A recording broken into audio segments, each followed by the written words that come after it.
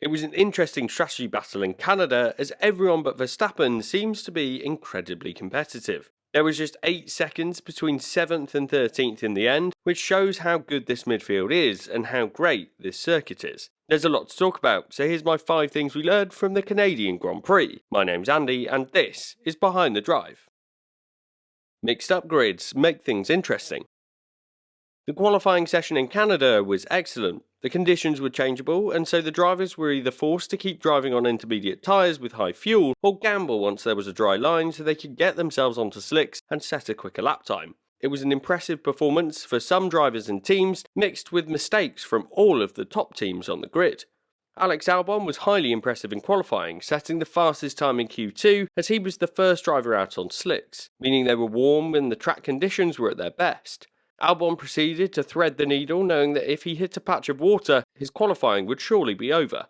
Instead, he made it work to put in an awesome lap to be the first driver into Q3. Nico Hülkenberg was also impressive, managing to qualify his Haas second on the grid, though he did lose out once a red flag infringement meant he dropped back. Meanwhile, the top teams made errors, particularly Ferrari as they ended up being on intermediates in the dry and moved on to slicks in the wet with Leclerc. The Monegasque driver was rightly forthright with his scathing review of his team's performance.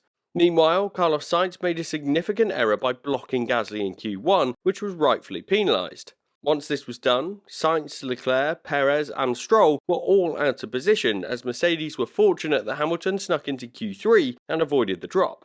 This mixed-up grid came as a result of an interesting qualifying, and it meant that they were fast drivers that would have a lot of work to do when it came to the Grand Prix. This made things interesting with some strategy differences in the race that these drivers would take advantage of. It was a good qualifying session and this mixed up grid certainly deserves a green box. Mercedes proved themselves wrong.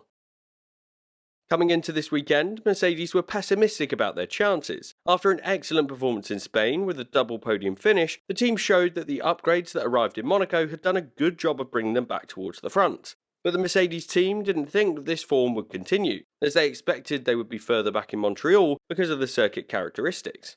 However, the team did well. I think in qualifying the team proved that they have 2 top-tier drivers that put them in a better position.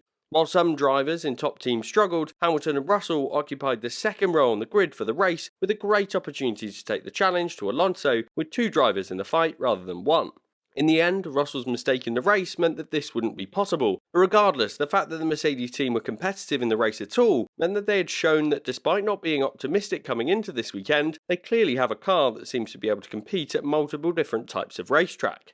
It's going to be interesting to see how Mercedes continue their development through the rest of this season, given they have already announced that they expect 2 further upgrades before this summer break. The change in approach from Mercedes with the reintroduction of side pods and several other significant changes have set them down a new path with a significant opportunity. I think it's looking likely that Mercedes will be the second best constructor this year, but whether they'll be able to secure a race win just as they did in 2022 will be interesting to see. Hamilton ended up securing his 3rd podium of the season and his 2nd in a row, which is a significant step forward for him and the team compared to the disappointing results earlier this season. The confidence seems to be coming back for this team, which is great to see, so it's got to be a green box for the Mercedes team. Verstappen was excellent, but not quite as dominant as usual.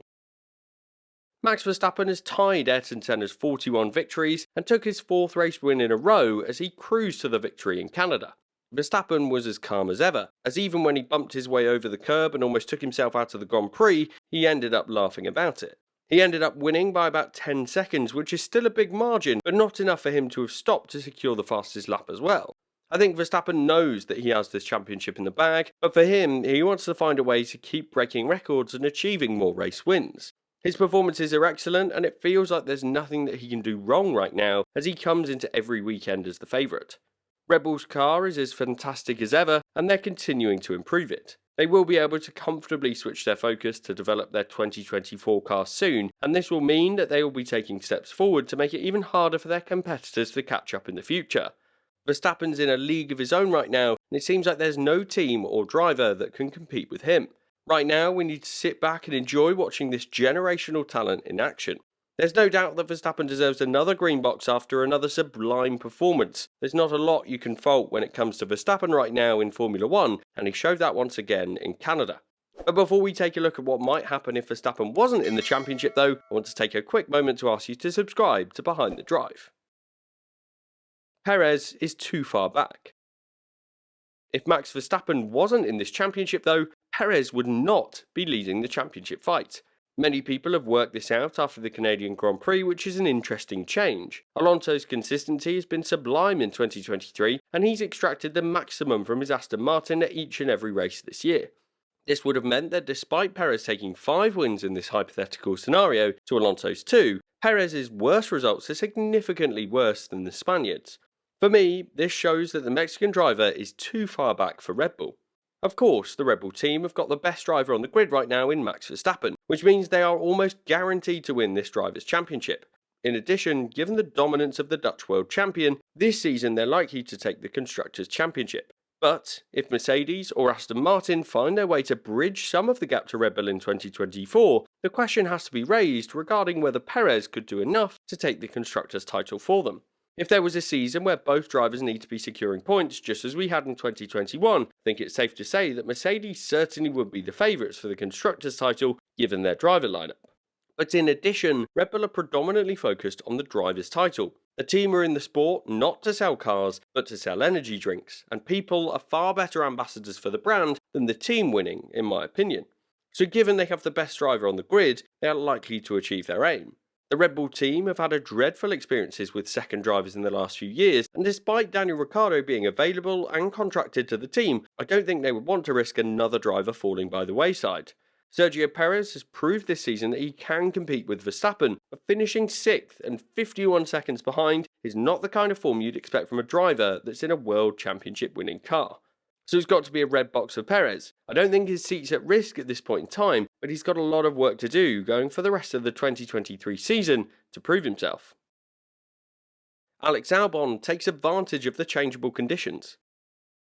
It's impossible not to recognise Alex Albon for his incredible performance this weekend in Canada. For Williams to score points in 2023, they've needed to try something different. That's exactly what they did earlier in the weekend with a great call to go to slicks in Q2 early, which could have meant that he dropped out and was last, but the risk paid off and got him into the top 10. Albon's race was then another example of making a counter strategy work. Williams went with the one-stop approach, which required the driver to be light on their tyres and not put themselves under too much pressure, as they would need the rubber to be defending at the end. This was a slight differential, but as the Ferraris proved, it was the best way to make progress up the order. Though of course the Ferraris were expected to make cut places anyway, the Williams car is one of the worst on the grid, which means Albon needed to put in one of the best performances of his career to make it work. But this is exactly what he did. Despite being under significant amounts of pressure throughout the final stint, Albon managed to control the pace and put his car in a position where nobody could find their way past in 7th. This meant that he finished the race just 9 seconds behind a Red Bull and leading a train of around 8 cars split by under 15 seconds. This was a huge achievement for Albon and for the team, as they just secured 6 points, their biggest haul so far this season. It puts the team one off the bottom step of the Constructors, and it actually put Albon up to 12th in the drivers' standings. An incredible achievement considering he's driving a car that needs these kinds of differential performances to make it work. I think Albon's driving this year and ever since he joined Williams has been sublime, and it was a strong team effort in Canada to make it work, so it's got to be a green box for Williams and in particular Alex Albon. Honourable Mentions. Couple of honourable mentions from me this weekend. For me, the first needs to go to Lando Norris. The McLaren team did well to get 2 cars into the top 10 in qualifying, and admittedly they failed to finish with any points, but Norris had a gutsy performance which could have seen him finish 9th if it wasn't for a 5-second penalty for unsportsmanlike behaviour, which is a penalty that I don't believe I've seen before and is clearly highly unusual. On the whole, it was a good performance from the driver and for the team who seemed to be finding their way back into the midfield. I also want to give an honourable mention to just how close this race was in the midfield. The drivers looked like they were on an opening lap every single time, and yes, the safety car bunched up the pack, but the whole time it seemed like the cars were lining up for overtakes down the long back straight. Sure, there are DRS trains, but it was still a good race to watch. So there you have my 5 things we learned from Canada. But what did I miss? Let me know in the comments and we'll see if Verstappen can continue his streak going into Austria.